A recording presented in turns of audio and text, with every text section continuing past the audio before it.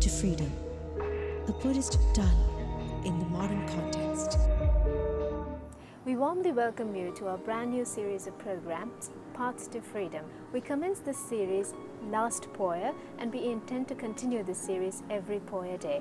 And today too, we are at the Walpala Sri Rahula Institute with Venerable Galkande Dhammananda Thera. He is the head of the Department of History, Faculty of Social Sciences to the University of Kelaniya.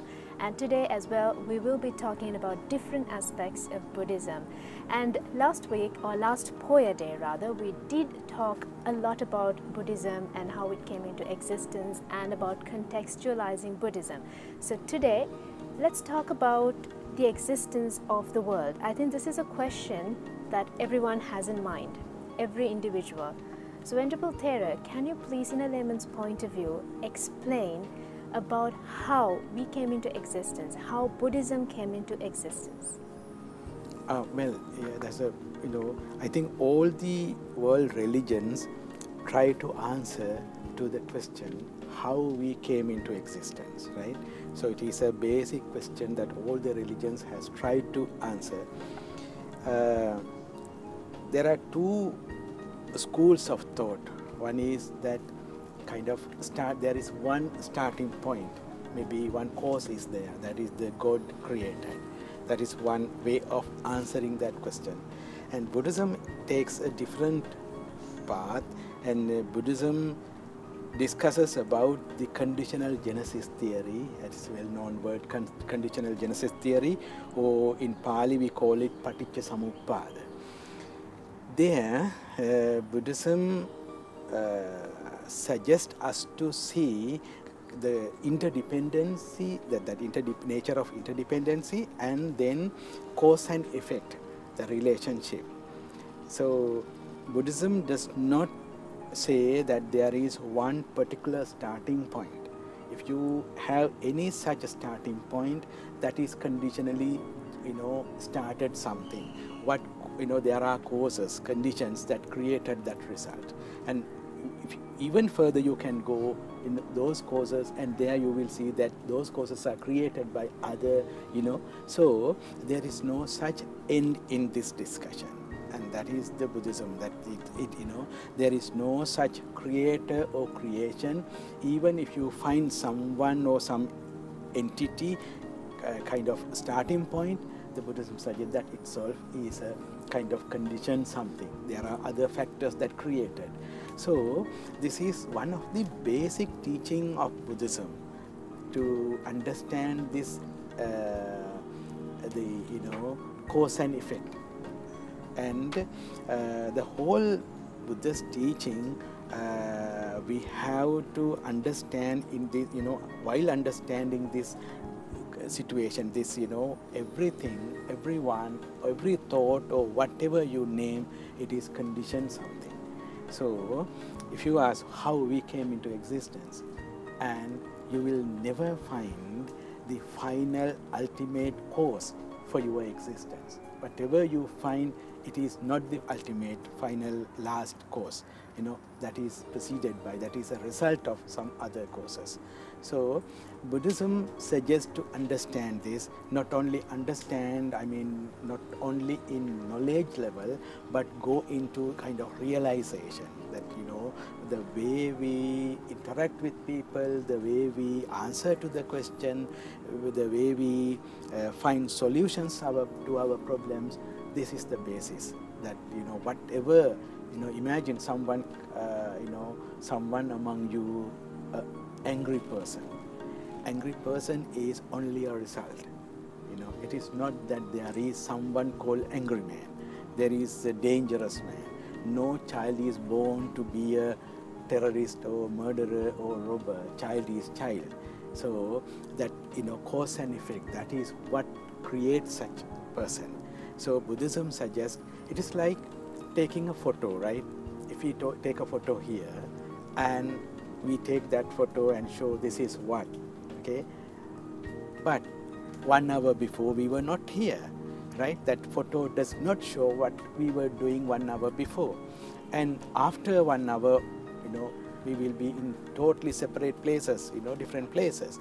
And it is like taking a photo, when you say someone, this person is bad or that one is, something like that, then we take a photo and say this photo is permanent. It is not. Buddhism says that person or that nature of behavior is bound to change, to understand this.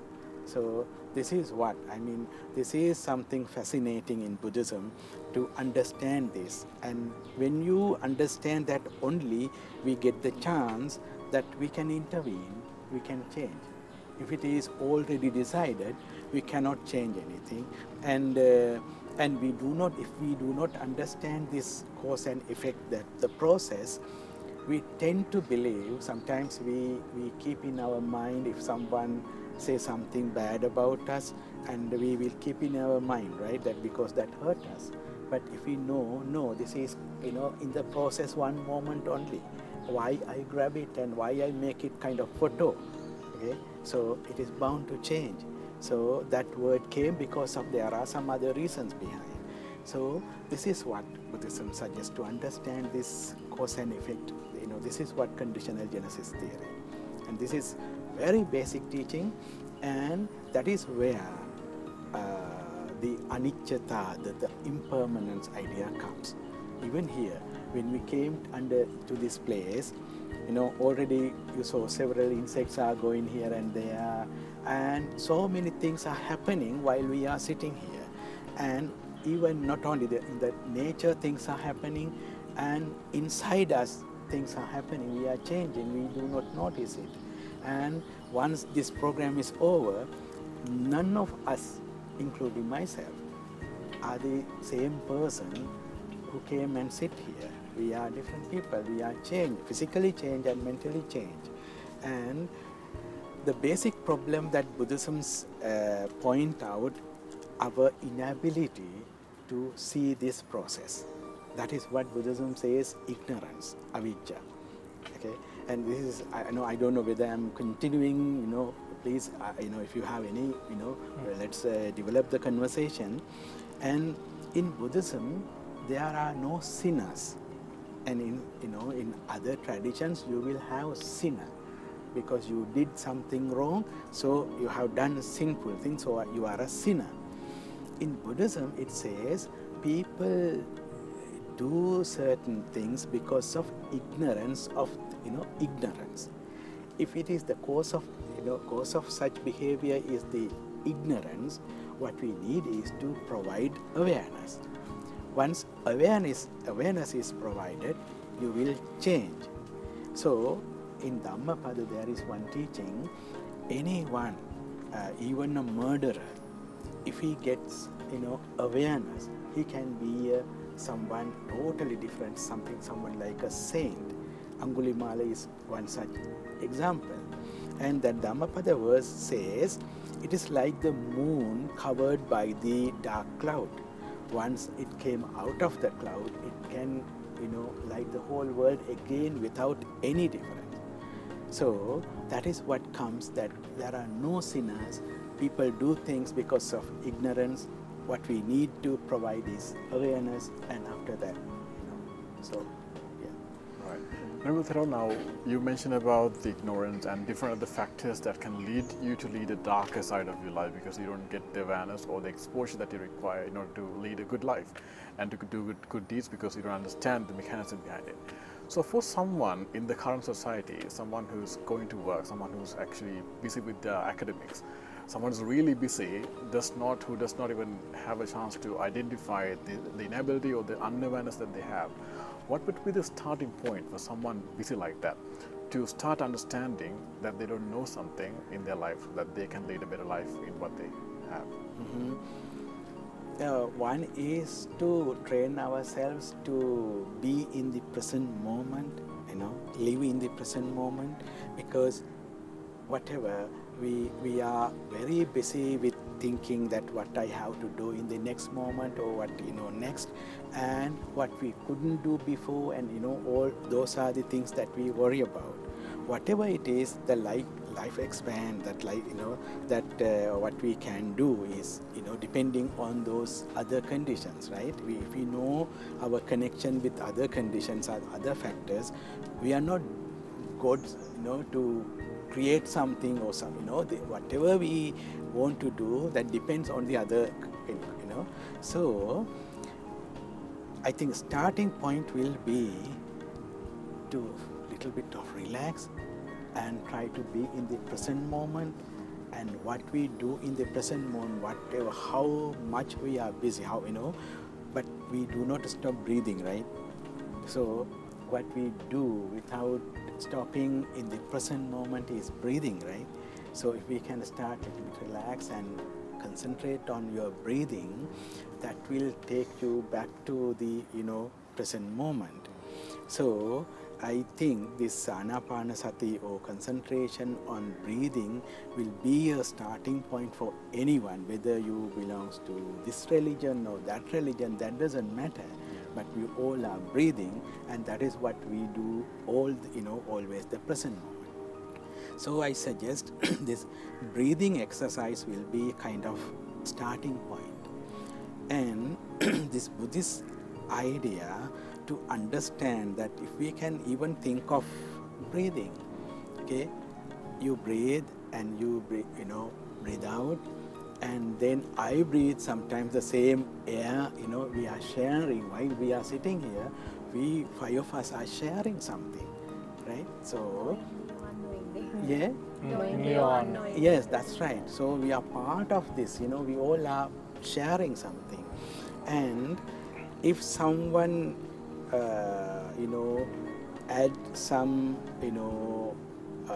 maybe a factory around that pollute the air, that will affect all of us, right?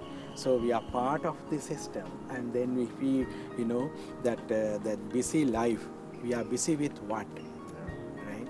And maybe gaining something, or chasing behind to be someone rich, okay? And if we understand this interconnectedness, and there, I think any stressful thing, any problem comes, I think we have the model there, and this Four Noble Truth, and that normally what has happened, when we introduce these words, right, then it becomes religious words, and it's it seems like we are far away from those things, we cannot do, no, these are very practical models. I'll tell you one of my stories. I became kind of administrator in one place. When there is a problem there, the others agreed, and you should come to the, solve the problem. So it was not a happy moment, and there's kind of dispute and disagreements. And what I did in this Four Noble Truth, first one is dukkha satya, the suffering, nature of suffering. The problem nature I understood as suffering. That is first noble truth. And once you have something that, maybe some, problem in the family or somewhere, if it is a problem, you can just name it dukkha satya, that is first noble truth. Once you identify it as the suffering or first noble truth, then has the other three steps, okay? First noble truth is dukkha satya and suffering and cause of suffering, right? We immediately can go, the second step is what are the causes? Because, and that conditional genesis theory, already we know something, if you have something that has created by other factors, causes. So if it is a sad situation, what are the causes, okay? And once we identify, list out all the causes, we realize we can solve this, right? Once we don't know, then we will be fighting and all these things. But if we have identified, oh, this is sad situation, what are the causes to create this, and list of causes. Once we see that, okay, we can solve this, that is the third level, right? Dukkha satya, samudaya, nirodha, that is, we can solve this. And what is the path to solve? That is the fourth level. So this whole Four Noble Truth, we you know, we can practice if we understand the conditional genesis theory. If we, you know, if we do not know, then we start why this happened to me, why only me, something like that. There is no such thing. Venerable Thera, talking about practice of religion. Now, religion is a very sensitive topic to a lot of the people, and different people have different interpretation of their own religion, the way they practice the prioritization. Now, of course, looking at this particular program, some may find issue about how we conduct this. Now, when you actually have people of the similar religion, now, different religions have the same issue in their own way. Now, when you think one religion, take one religion into context, one person practicing the religion is not the same way the another person is practicing. So there might be disharmony among them. The things they prioritize, the things they hold in high regard, if they are different, there might be very much a disharmony. If they are in the same religion, it might be more escalated. So how do you overcome these steps? Well, this is a very good question, and I mean, I think most of the religions, they try to introduce not to grab something, but to share something and welcome other, you know. And from, you know, if I am to share with you what comes in Buddhism, and there is nothing to protect or nothing to build identity, right? It is how to get rid of identity, right? So that is the message. But what happens with the time, we more and more create the identity and more symbols, and then two religions, you know, one religion has its own symbols and the other, and then we become totally different people, the way we dress, the way we, you know, the hair and all these things. And in a way, the religion, all the religions try to bring peace, but what has happened, religion has become a cause of conflicts. So I think now it is time to understand this and to, you know, be mindful what has happened, and then to find solutions. And if I am okay to share, when we developed this Walpala Rahula Institute, we were very mindful about this. And at our gate there is one board, you know, if you can take that photo, it says, normally in Buddhist institutions, when we enter into the Buddhist premises, it says, please remove your hats and, you know, shoes and all that. Here we have said, please enter into this premises having let go the identities such as caste, gender, religion and sexuality and other such identities mostly decided by one's, you know, birth. So there we welcome all the people, and the way we conduct program also, we make, you know, always we make that safe space. You feel that I am safe here. I think I mean religious people, we have to, you know, think of this and how to develop a welcoming space, safe space, and what, you know, the way we conduct this program, right? And under a tree, and there are no symbols, and I think if we can go into that, you know, our basic structure is this, and no symbols, nothing. You know, as human being, whatever the way you come, and you are accepted, you are welcome.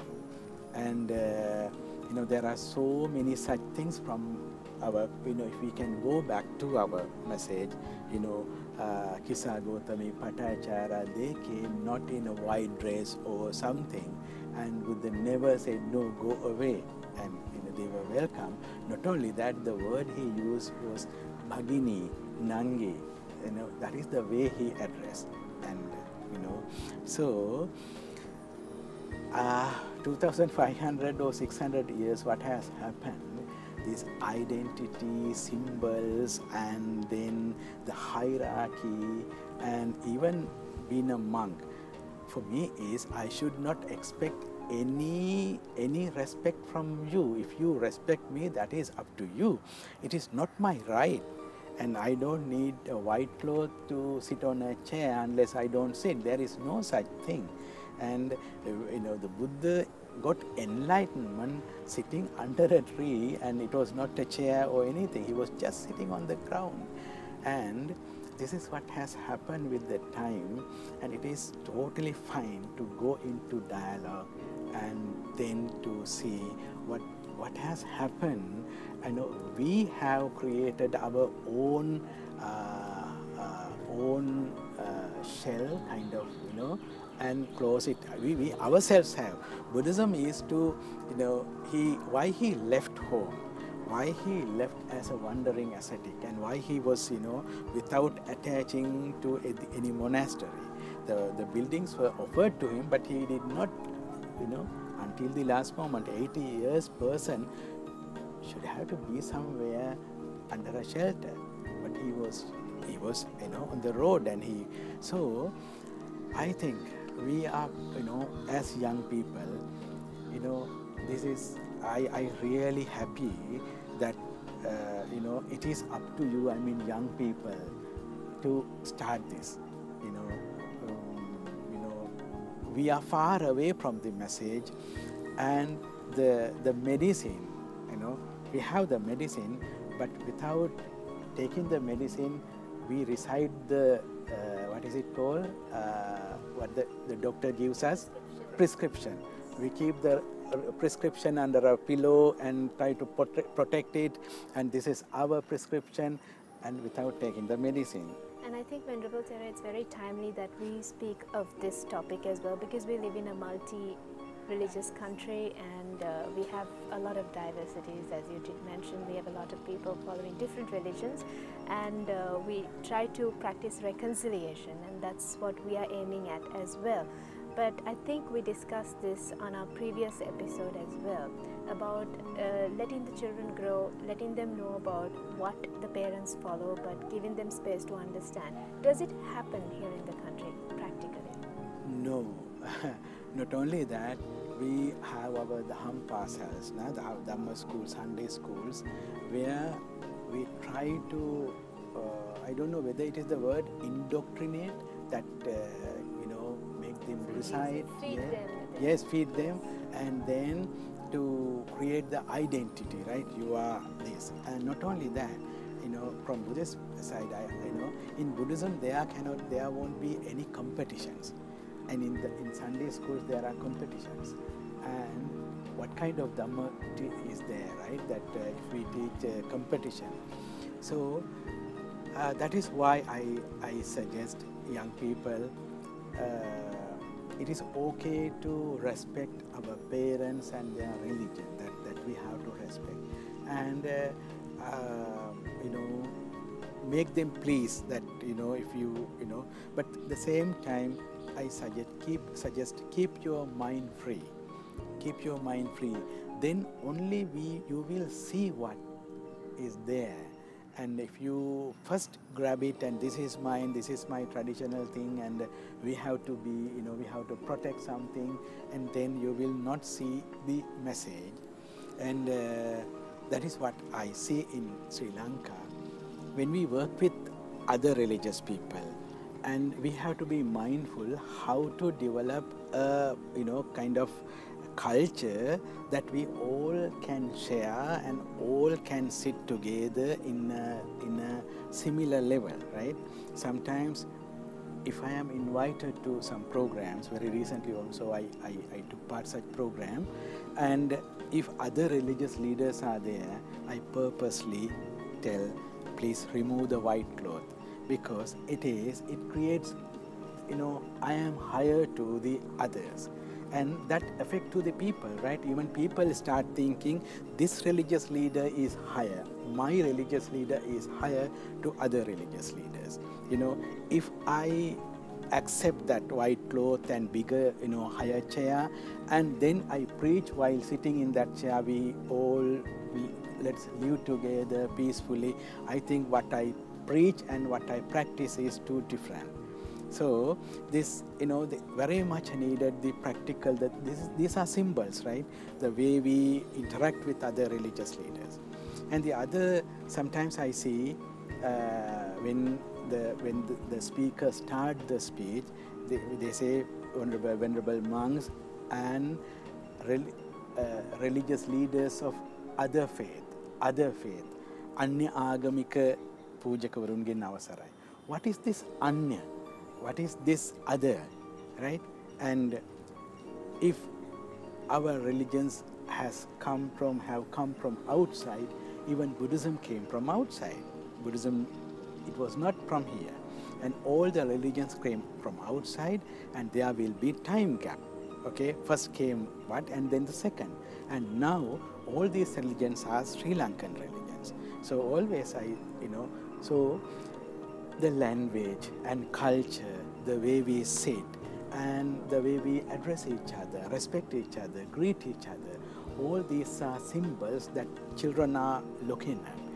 And while we are keeping hierarchy, while we are keeping, all these differences, and as you suggested that in the religious space itself we divide people, and after doing all these things, we preach people, now please be calm, be peaceful, be friendly.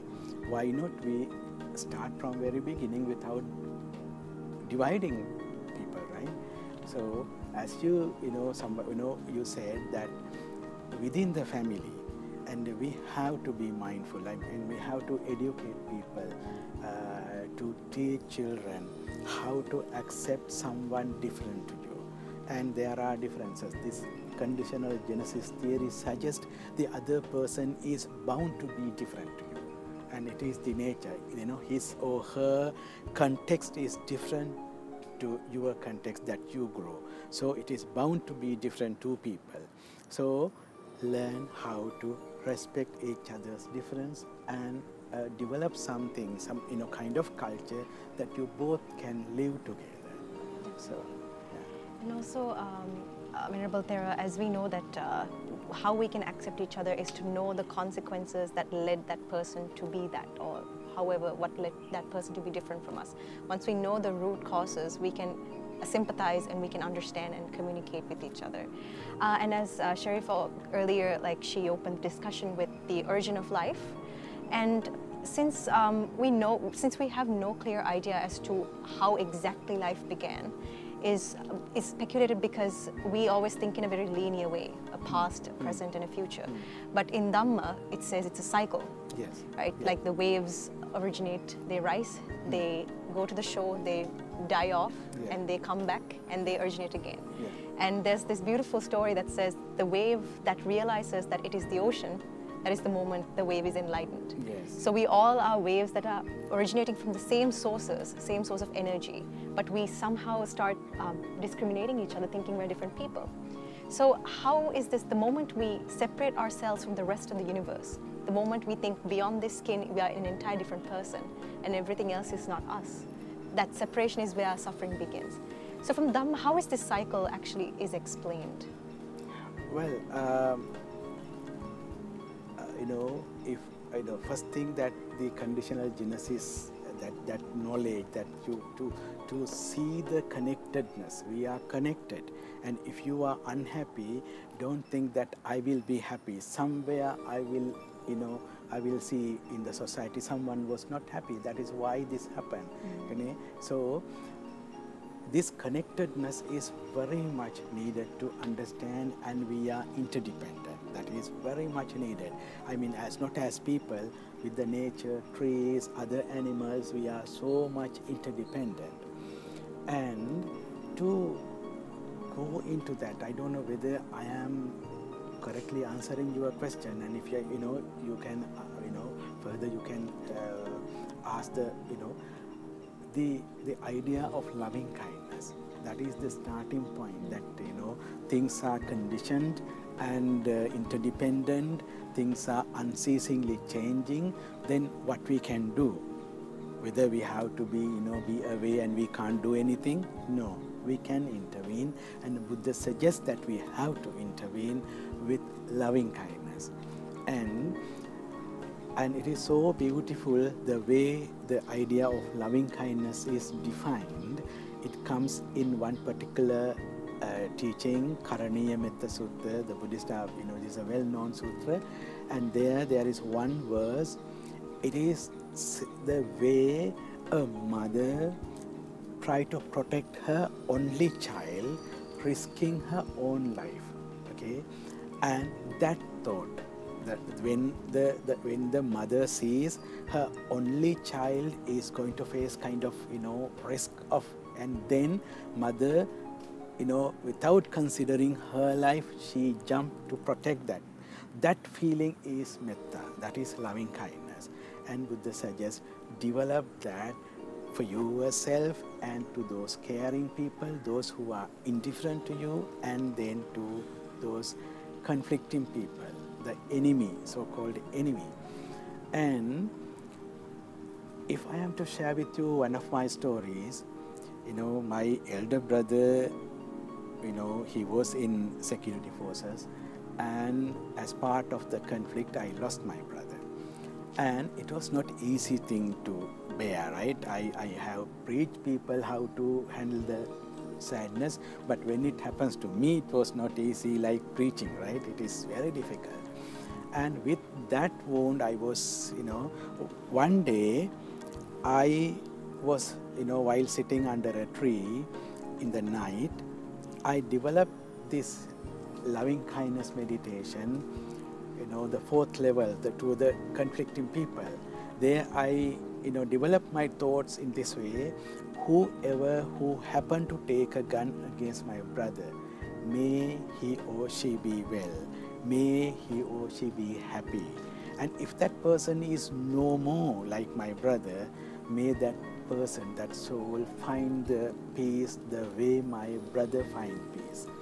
And that moment, I understood what kind of healing I got. Until then I was carrying something in me, and that healing. So, and after that there was a program in Batticaloa. I was part of that program. In that program, I got the, my brother faced that unfortunate incident about 40 kilometers away from the place we were having this program in Batticaloa. And that day we got the chance to go to visit some former LTT members. I was one of them, to go to meet them. That day, like the way we are sitting, I was sitting in this line, and the other side of the table, former LTT members from Batticaloa. And among them, there were 5, 2 were female cadres, and 1 was widow, and she was narrating her story, okay? Until then, I was developing my loving kindness to someone, whoever who happened to take a gun. That person doesn't have a face, right? Whoever who happened to take a gun. Now there is someone with a face and human, and she was telling her story. And that day it was very difficult for me, and the humanness of the other, and she also a person like me, she also a daughter of a parent, and and there, this is the second level of loving kindness. Again I'm coming to this interdependence. She is not my other, she is not my enemy, she is a person like me, my family members. She was going through the same kind of difficult situation in that eastern coastal area. And my brother is a victim. He was not born to take a gun and go there. He wanted to be a schoolmaster. It was his dream, and he couldn't do that. And he became a security person. He never went to Mahaoya, Arantalava area to kill someone. And those who came there didn't come purposely kill my brother. And both the parties are victims only. And it is collective karma, right? We all contributed these young people to be, take guns. So if we understand this interconnectedness, this dependent origination nature, it is up to us to contribute, be part of changing the cause and effect, conditions for the next generation people not to take gun, not to meet each other as enemies, but to meet each other as brothers and sisters. So this is, this is how I understand this interconnectedness, this dependent origination is something we have to thoroughly understand. We are part of it, and we are not here. And also, when there are interconnectedness, since I've done research on many tribes for my academic programs, and what I realized is there are certain primitive tribes out there who have, they're big groups, but like a child has around 10, 12 mothers and 11 fathers, because all of them like consider all children of their own.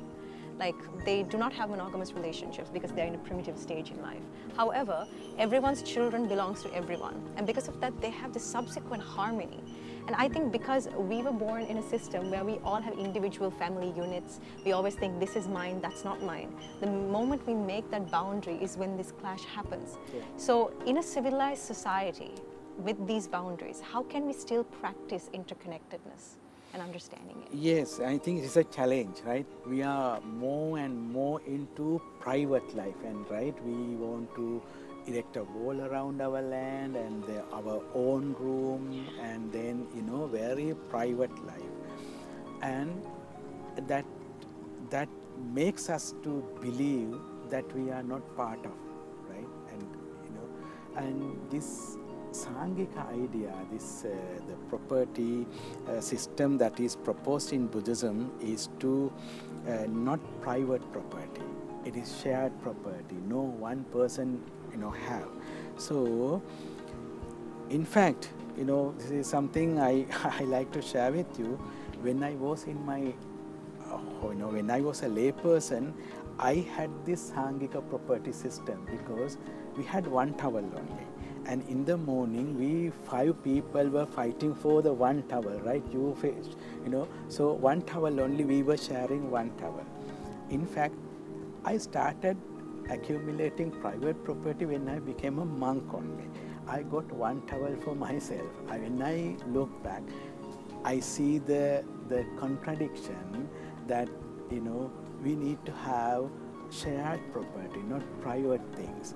So I think it is okay to look at our own practices, our, you know, maybe your family, at your home, or in my monastery.